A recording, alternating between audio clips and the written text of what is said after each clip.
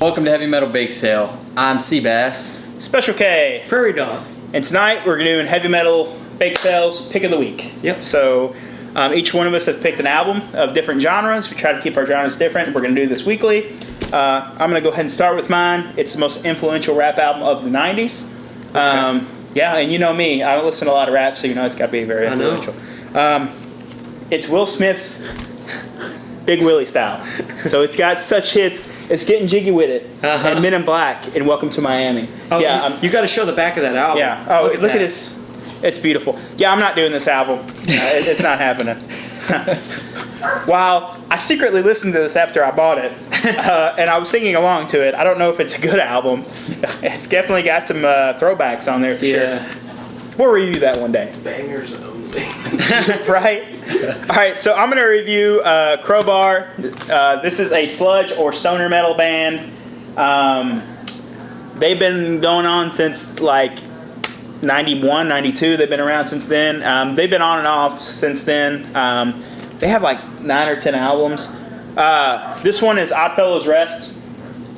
I think this is probably the best album to start out with. If you're into like that slow, sludgy metal, with vocals are similar to Pantera.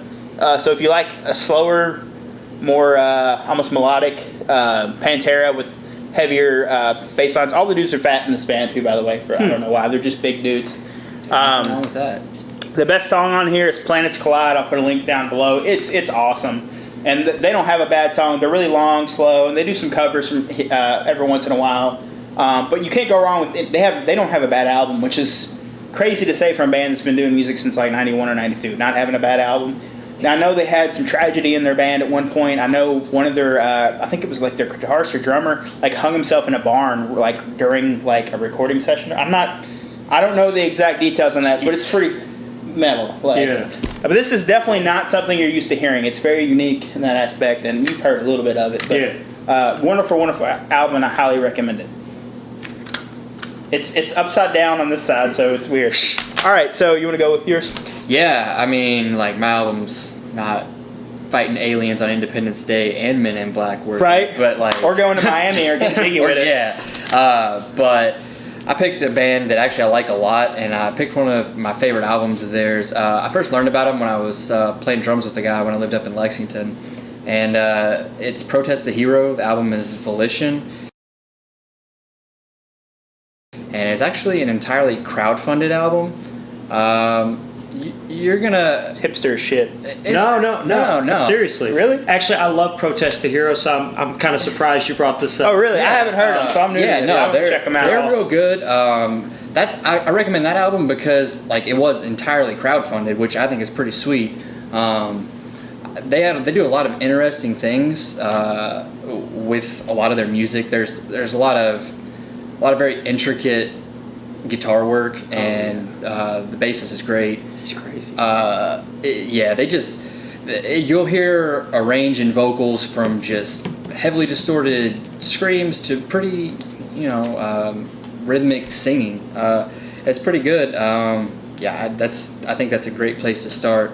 Probably my favorite, the song that comes to mind when I think of that album is Tilting Against Windmills. I really like that song. I definitely recommend that. It's a very good way to get a start into that band, and then as you go back, it gets a little heavier. But they do some really cool stuff, so it's a good entry point. They're like pro athletes, but musicians. You know what I mean? Really. How you gonna top Big Willie Style? How am I gonna top Big Willie Style? Man, I'm gonna bring up the most influential rap album of some time in the last 5 years. It's called Srem Life, by Rae Sremmurd.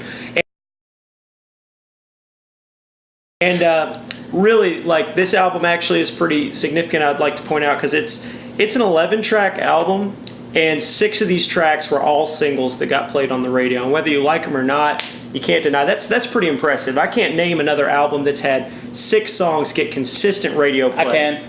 Well, I can't. Bush, 16 Stones. Well, you know what? This is a rap album.